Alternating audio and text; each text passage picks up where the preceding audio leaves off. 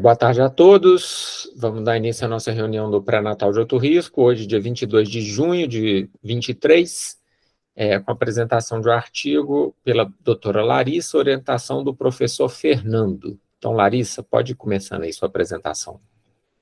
Boa noite, meu nome é Larissa e fui orientada pelo professor Fernando Bastos, e hoje a gente vai apresentar um artigo que a gente escolheu, pode passar, isso, que é sobre o fluxo cerebral fetal em monitorização contínua durante o trabalho de parto, um estudo para avaliar a viabilidade de um novo método de monitorização fetal durante o trabalho de parto, né?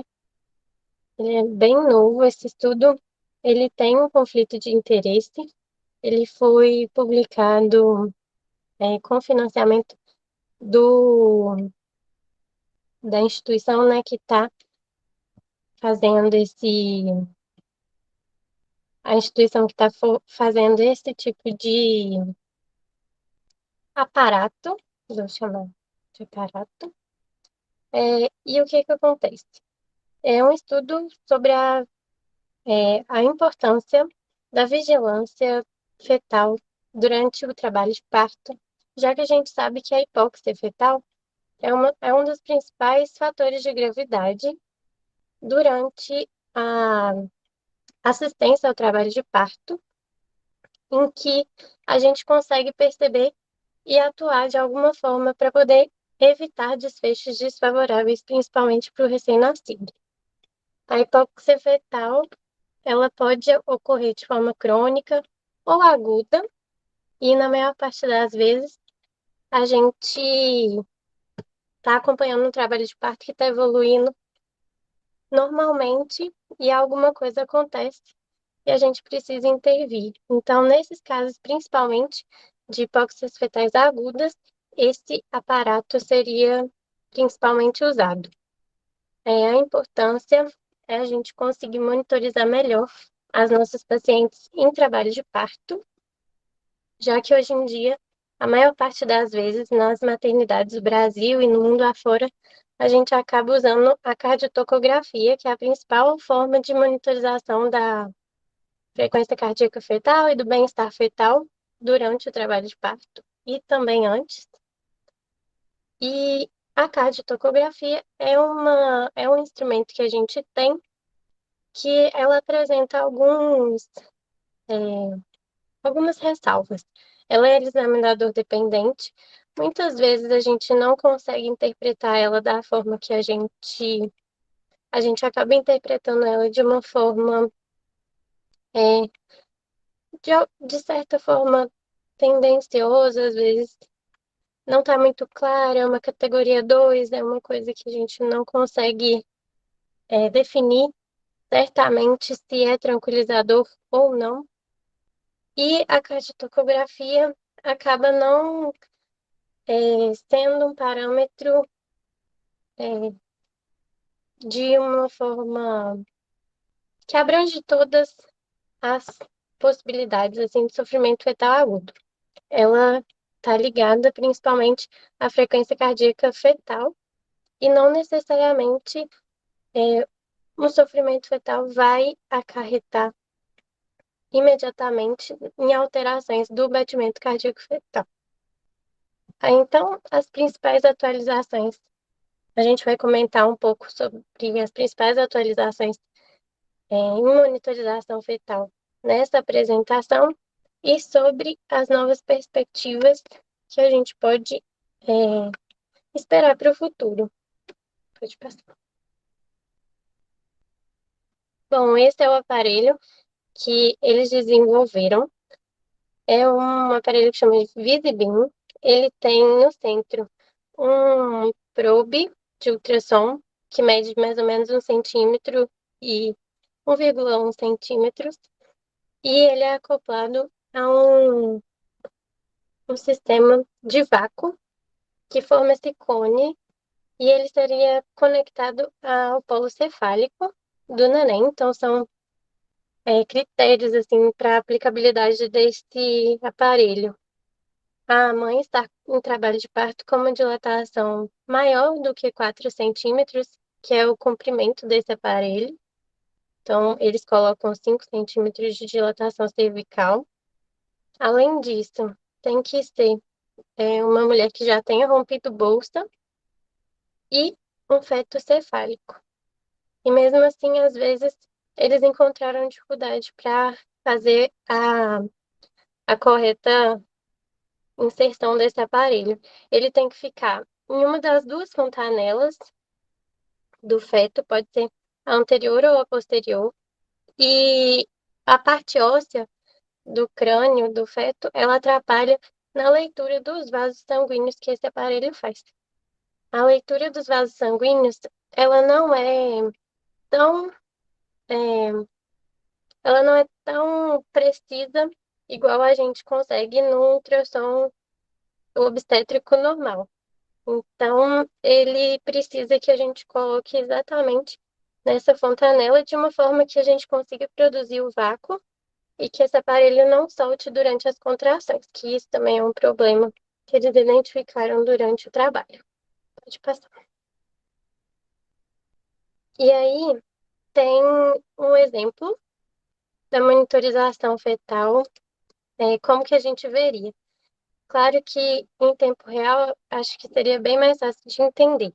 A parte de cima, onde tem algumas partes azuis, algumas vermelhas e outras laranjas, ela mostra o Doppler em, em tempo real. E essa partezinha verde do lado esquerdo superior seria onde a gente teria que colocar o vaso sanguíneo que a gente quer estudar. A gente teria que tentar encaixar ele bem certinho ali, principalmente nessa parte do meio.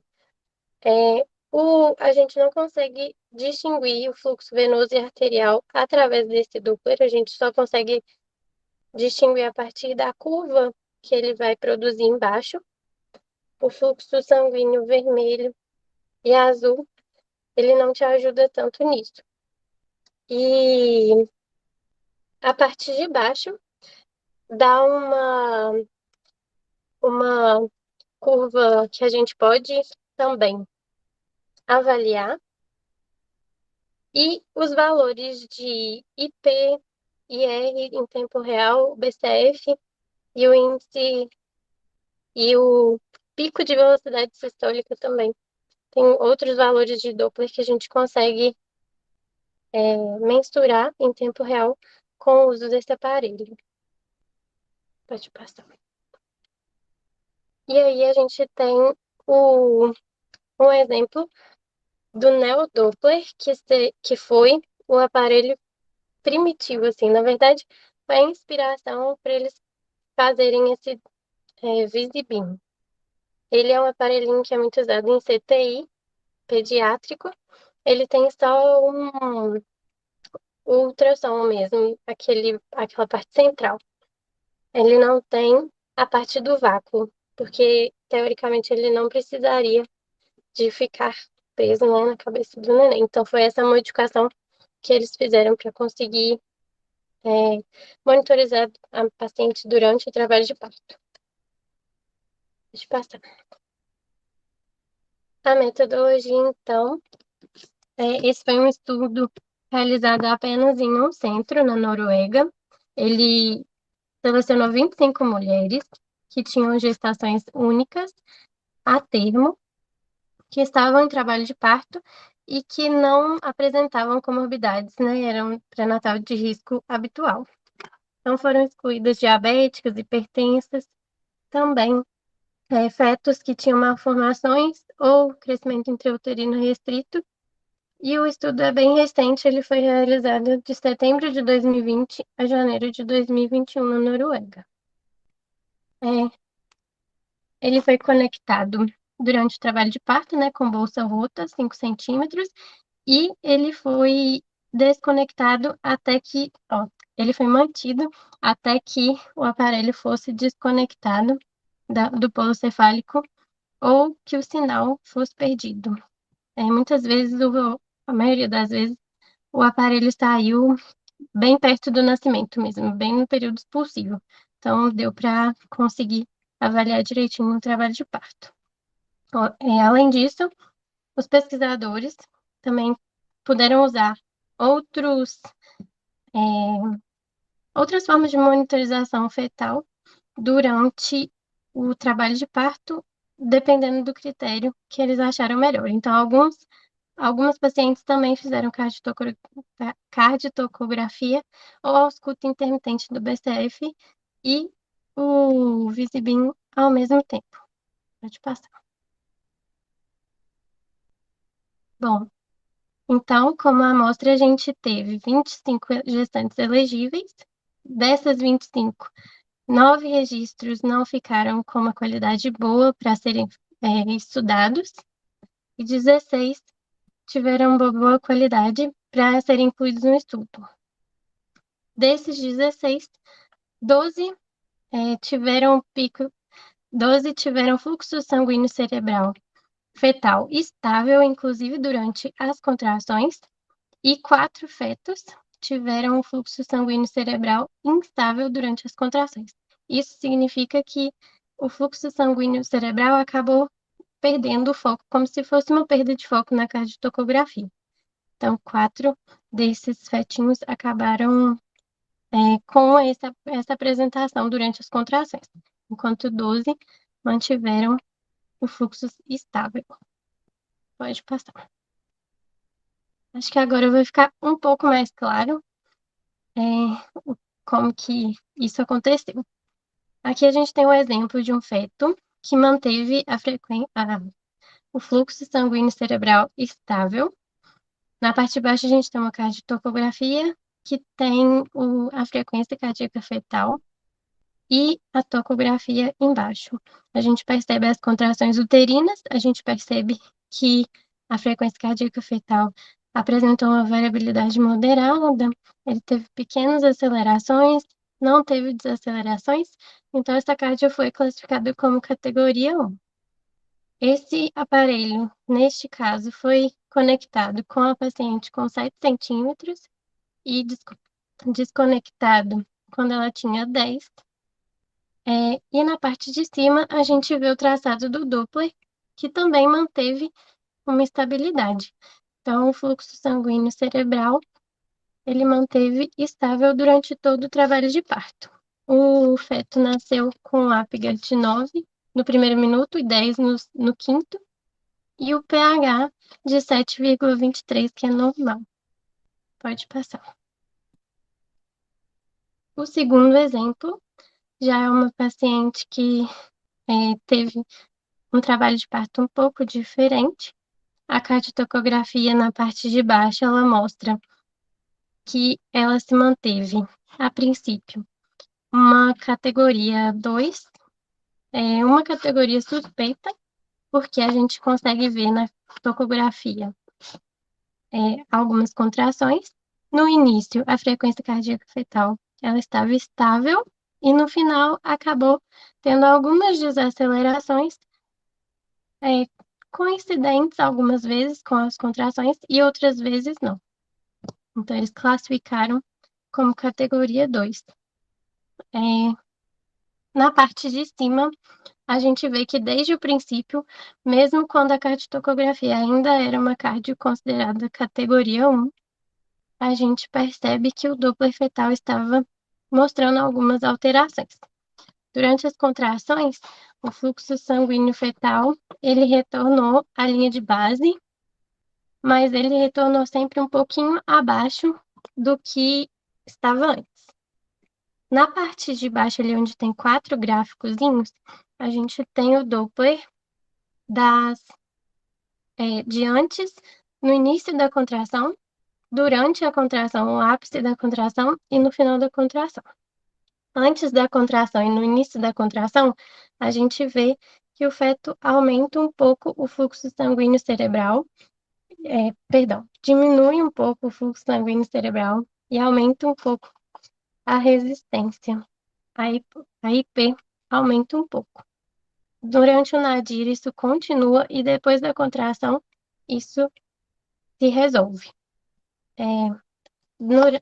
Durante a discussão do estudo, eles comentaram que esse feto foi um feto que nasceu de um parto tactóxico, uma paciente que conectou esse aparelho com 5 centímetros e desconectou com 10 centímetros, e que foi um trabalho de parto muito tactóxico, e por isso, talvez ele tenha comprimido o polo cefálico muito intensamente durante as contrações, a ponto de ter apenas uma repercussão transitória, porque no final das contas, esse feto nasceu com apgar de 8 e 9 e também não teve acidose pós-natal, após o nascimento. Pode passar. Esse é o terceiro exemplo, e a gente já tem uma carga alterada, uma categoria 3. A gente vê ali, durante as contrações, que existem desacelerações, e algumas a gente percebe o nadir das contrações coincidindo exatamente com o pico das contrações, e outras o nadir um pouco depois. Ali eles traçaram uma linha verde que a gente consegue ver exatamente uma contração que coincide com uma desaceleração, e lá em cima no Doppler a gente vê que o feto ele recupera a velocidade do fluxo sanguíneo cerebral um pouquinho antes de recuperar a frequência cardíaca. Isso é uma coisa que eles notaram, assim, nesse feto especificamente. Como a amostra foi pequena, esse foi o único feto que apresentou isso, e eles acham que isso pode ser um sinal de uma hipóxia precoce, por exemplo. Isso teria que ser mais estudado posteriormente. Eu já estou adiantando algumas coisas da conclusão, mas é só para aproveitar a figura para tentar explicar um pouco melhor.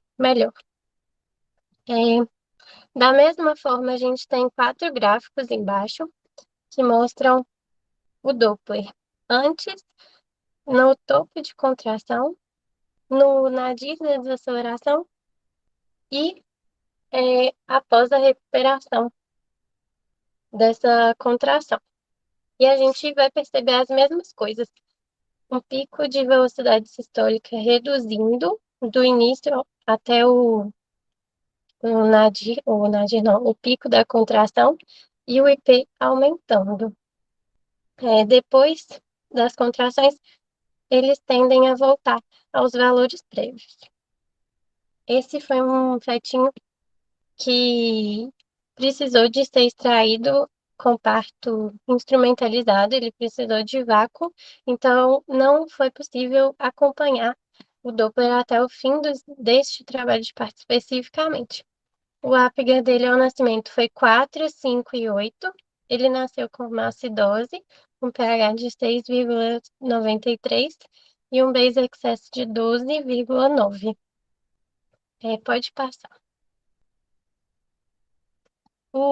Esse gráfico agora é do mesmo fetinho de antes, e ele foi logo antes do probe ser desconectado da cabeça do fetinho.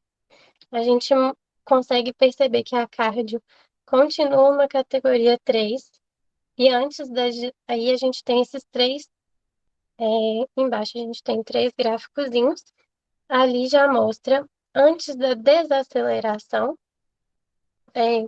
no nadir da desaceleração, o segundo quadradinho, e o terceiro mostra a parte inferior de uma desaceleração em forma de U. Então, na primeira, a gente vê que o pico de velocidade sistólica diminuiu já, o aumento da IP. No nadir dessa desaceleração, diminui ainda mais o pico de velocidade sistólica e aumenta ainda mais o IP. Na parte inferior dessa desaceleração, que é a última antes, né, do nascimento, que acabou precisando de forceps, a gente vê uma rápida redução do pico de velocidade sistólica durante a sístole, né?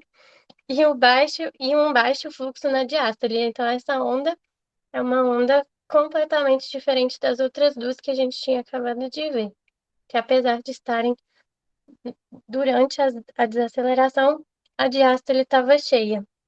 E nesse caso, a IP aumentou muito mais. Para vocês terem um pouco de comparação, a IP do primeiro, que já era um pouco aumentada, 0,66, a do segundo, 0,81, e a do terceiro, 2,48. Então, é uma coisa muito significativa. E eles questionaram se isso não seria uma pista, assim, de que esse feto realmente estaria entrando já em sofrimento e não tolerando mais esse trabalho de parto. Pode passar. Bom, então a aplicabilidade desse estudo, ela está nos trabalhos de parto, né, entre 6 e 10 centímetros, com bolsa rota, igual eu já tinha comentado, e os principais fatores de desconexão foram o sinal estar de baixa qualidade, igual a gente tinha visto, que 4 fetinhos acabaram tendo sinais de baixa qualidade, principalmente durante as contrações, a necessidade de parto instrumentalizado ou de cesariana. Pode passar. Aqui atrás a gente tem os dados que foram obtidos a partir desse estudo. A gente viu que a maior parte das pacientes, elas estavam com uma média de idade de 30 anos, a maior parte delas nulíparas, com algum grau de sobrepeso, que foram submetidas à indução e tomaram também analgesia peridural. A aminotomia da maior parte dessas pacientes mostrou líquido claro e foi parto. A maior parte das pacientes estudadas, que foram as 25, acabaram precisando de algum grau de manejo ativo do trabalho de parto. Então, alguns até de parto instrumentalizado. A maior parte das vezes, o aparato ele se desprendeu do polo cefálico quando o feto já estava praticamente coroando, então a maior parte das vezes deu para acompanhar o trabalho de parto como um todo. Na parte do lado, a gente tem alguns dados sobre os recém-nascidos. Foram 6 meninas e 4 meninos, todos com peso adequado para a idade gestacional. A média de pH foi 7,28, então a maior parte deles não tinha acidose metabólica, apenas um de todos os estudados, que foi o último que a gente viu do exemplo. 2 ganharam Apgar de primeiro minuto menor que 5, apenas um ganhou um Apgar menor que 5 no quinto minuto também, e nenhum precisou de UTI neonatal. Pode passar. Bom, para concluir esse estudo, a gente peraí. Tá. A gente tem outra tabela que mostra que, apesar do probe não ser adequado para você conseguir identificar qual é o vaso que você está analisando, qual é o vaso que você está estudando naquela curvinha de Doppler, a maior parte dos fetos tiveram um padrão de resultado semelhante. Então, de certa forma, isso tende a mostrar que seria aplicável a gente escolher algum vaso aleatório que, de qualquer forma, aquilo levaria ao mesmo resultado, já que todos os fetos estudados nesse estudo tiveram resultados bem semelhantes.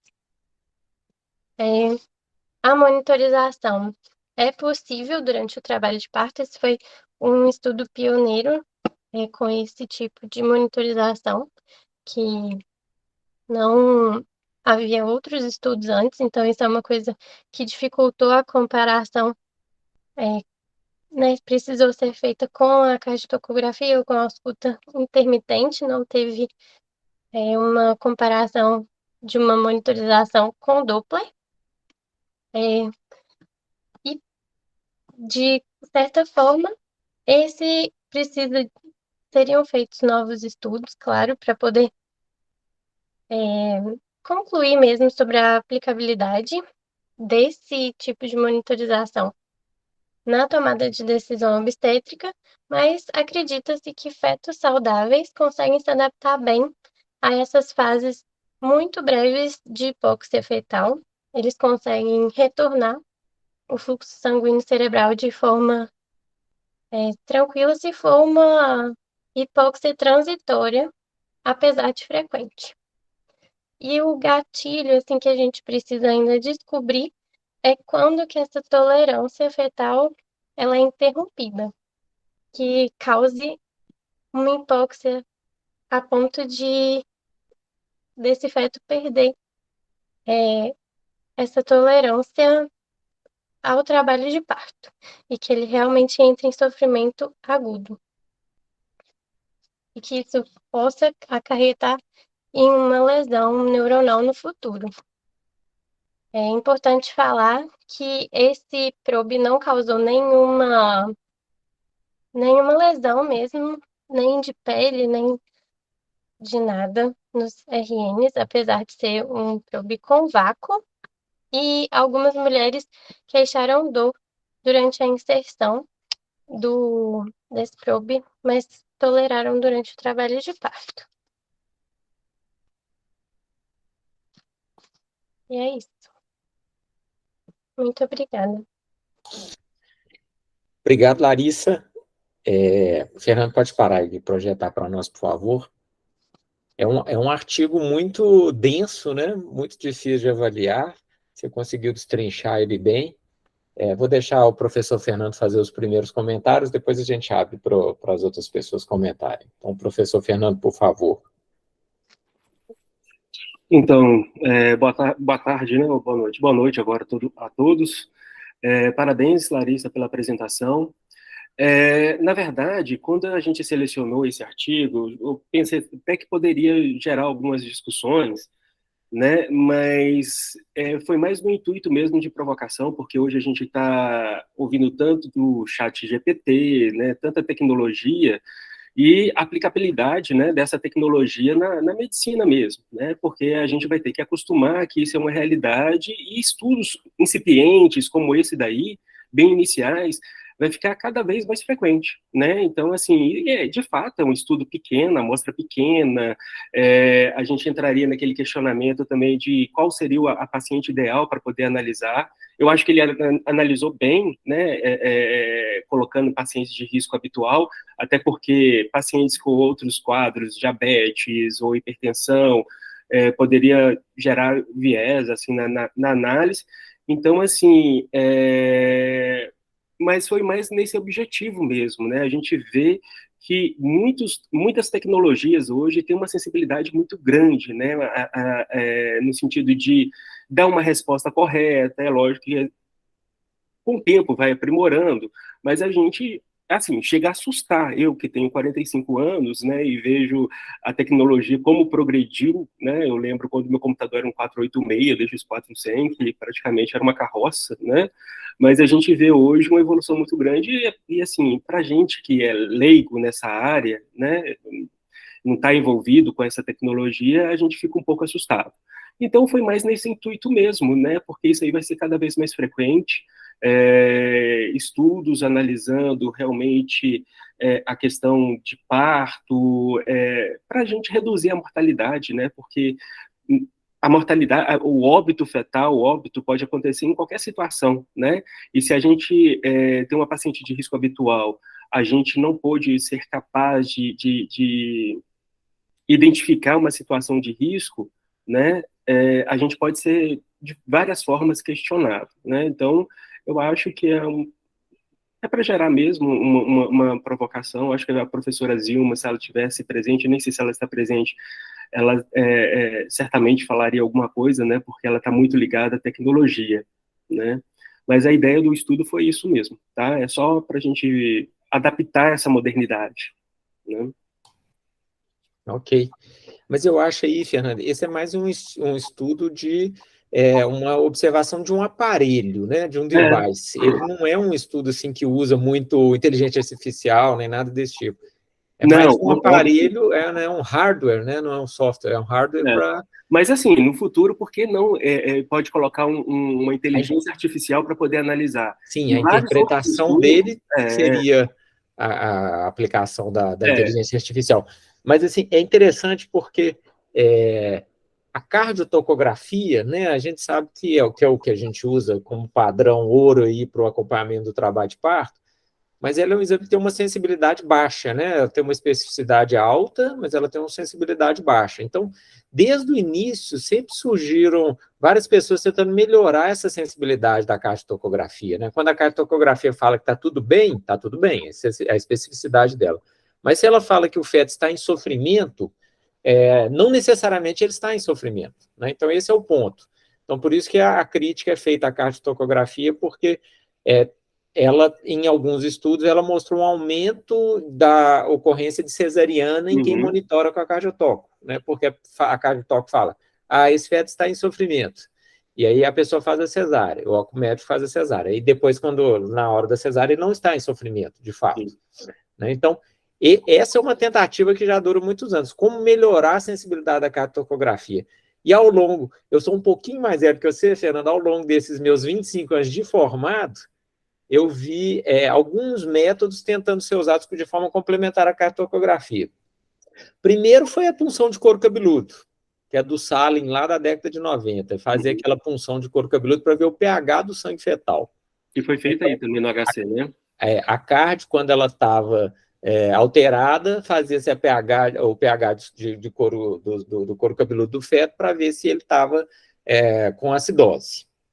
E aí, se ele tivesse, mostrava que ele estava de fato em sofrimento. É uma técnica invasiva que muita gente, alguns lugares adotaram, mas a maioria dos lugares não adotaram. Acho que hoje cai em desuso, acho que ninguém usa. Depois foi a cardio computadorizada, né, com a análise do segmento ST, da Short Term Variation, que é uma coisa que não é visível ao olho nu, que quando ele está alterado, ele mostra um sofrimento do miocárdio do feto. É utilizado, tanto que até no protocolo da FIGO de acompanhamento de feto com restrição de crescimento, eles indicam o uso da cardio computadorizada, mas também em pouca aplicabilidade, né? E ela é usada no CIU, acho que no trabalho de parto tem menos aplicabilidade. Teve um boom no início dos anos 2000 da análise do segmento, seria um eletrocardiograma do feto. Então, tinha uma cardiotoco que tinha um sensor elétrico acoplado, assim, ela fazia uma análise do segmento ST do feto. E aí, se tivesse vários segmentos ST, era a mesma coisa da computadorizada, significava que o feto estava tendo eventos cardíacos de sofrimento miocárdico, que aí indicavam um sofrimento, uma hipóxia dele também. Esse aparelho ele chegou a ser comercializado. Se não me engano, Portugal, eles chegaram a adotar esse aparelho em várias maternidades lá em Portugal. Não sei se eles ainda usam, mas na época era o que era o mais promissor, assim, porque ele era uma cardio que tinha um parâmetro a mais, que era essa análise do segmento ST. Depois eu vou procurar saber se eles ainda usam, mas eu sei que na época eles fizeram tipo uma compra grande, e Portugal, como é um país muito pequeno e tem pouca maternidade, eles compraram um aparelho para cada maternidade lá em Portugal. Se por isso ou não, Portugal é um dos países que tem a menor taxa de mortalidade perinatal do mundo. Não sei se, não só por isso, mas é porque eles têm protocolos muito bem estabelecidos. Nasce pouca gente, esses poucos que nascem são muito vigiados, então eles fazem um investimento grande nisso. Tanto que a Zilma tinha até umas colaborações lá com o pessoal da Universidade do Porto, eles têm um software que faz a análise da cardio também, chama Cisview, se não me engano. E a gente até já teve lá no HC também, ele ficava acoplado numa cardio, era um computador que fazia a leitura. E teve um outro aparelho que a gente usou, acho que foi antes da sua época, Fernando, que era uma oximetria de pulso do feto, que é mais ou menos esse princípio desse seu aí, só que esse seu é a onda do Doppler para ver a vasodilatação cerebral. Esse era um cateter que você introduzia, ele ficava... É como se fosse um oxímetro de pulso que você faz no dedo, só que ele ficava na bochecha do feto. Você colocava e ficava na bochecha do feto, e ele media a oximetria de pulso na bochecha do feto. Esse aparelho, o Cabral chegou a comprar um aparelho, e a gente fez alguns projetos de mestrado com ele. A Raquelzinha defendeu o mestrado dela, ou o mestrado ou o doutorado, não sei, com esse aparelho. Teve mais umas 2 ou 3 pessoas que fizeram mestrado nesse aparelho. Qual que é a desvantagem? É difícil a colocação, porque você introduz como uma colher de fórceps, você tem que introduzir o sensor, ele fica, lógico que é um sensor muito mais fino que uma colher de fórceps, mas ele fica lá na bochecha, ele também tem que estar com a bolsa rota, ele pode sair do lugar, pode dar leituras que são incorretas, e o sensor ele é descartável. Então, cada vez que você usava, você tinha que jogar fora, não era reaproveitável. Então, isso aumenta o custo do aparelho. Ele está lá parado na maternidade, mas não tem mais sensor. Então, assim, esse aparelho aí é mais uma tentativa de um novo device para tentar melhorar a sensibilidade da carga. Tomara que dê certo. Esse estudo que você está apresentando, Larissa, você até falou que ele tinha um conflito de interesse, mas isso não é um conflito de interesse. Eles estão construindo o aparelho. Esse estudo seu é um estudo de feasibility, de viabilidade. Primeiro, eles estão vendo se o aparelho funciona, né? No caso, aí, ele funcionou em 64% das pacientes que foram testadas, 9, eles iam fazer em 25, 9 não conseguiram para começar. Então, você vê que ele não funciona em todo mundo, né? Então, eles ainda têm que melhorar como colocar o aparelho. E das 11 pacientes que eles conseguiram a medida, só em 75% delas que a medida foi boa, né? Então, assim, o grande número de pacientes, a medida não foi boa.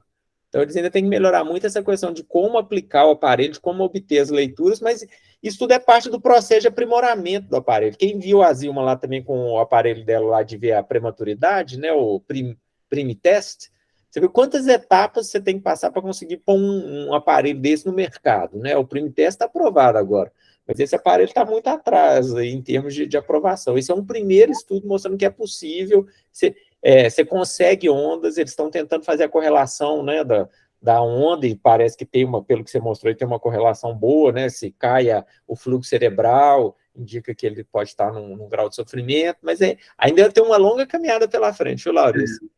Eu e Fernando provavelmente não vamos ver esse aparelho na prática, não. Vocês aí que estão começando, talvez vejam. Mas eu pensei muito mais assim, né, quando tiverem um banco de informações, de leitura mesmo, usar essas inteligência artificial para poder analisar, porque certamente vai analisar melhor do que a gente. Sim, né? vai acelerar o processo. Comprovadamente, essas inteligências artificiais que fazem leitura até de imagens, né? Elas são melhores que o humano, né? Com certeza, eu concordo com você. A aquisição do dado é uma coisa, a leitura do dado é outra coisa, né? Então, a interpretação desse dado, com certeza, essas técnicas computacionais novas, elas vão conseguir interpretar isso mais fácil. Mas, assim, pensando do ponto de vista acadêmico, é um ótimo aparelho para a gente testar também e fazer pesquisa, mestrado, doutorado. Se algum residente ou mesmo professor quiser fazer uma pós-graduação lá com eles, seria ótimo trazer um device para cá e a gente testar, igual a gente testou esse outro da oximetria de pulso. Eu achei muito bacana, eu achei uma boa escolha, porque eu gosto dessa parte, eu também gosto da tecnologia, então, a hora que eu vi esse artigo, eu falei, não, é isso que a gente vai discutir para poder, né, fomentar, gerar discussões, interesse pela parte da pesquisa mesmo, o uso da inteligência artificial a nosso favor, pegando esses dados, bancos de informações, enfim, construir algo, né? Acho que é um bom começo. Sem dúvida. Alguém gostaria de fazer algum comentário, gente?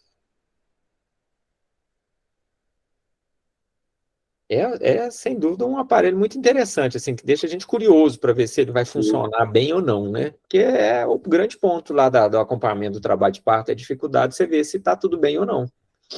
E se funcionar, principalmente para as pacientes que têm realmente indicação, né? Então, Sim. assim, aquele SNU que as pessoas têm medo de conduzir, né? Então, vamos colocar para ver se funciona. A indicação, eu acho que vai ser a mesma da cardio. Também concordo. E complementar a cardio. A cardio está ruim, você vai colocar ele para ver se o feto realmente está em sofrimento ou não. Ou então um feto com ciúme, com uma oligidrâmio, ou alguma coisa assim, para ver se... Uma situação de risco, né? Situação de risco, exatamente.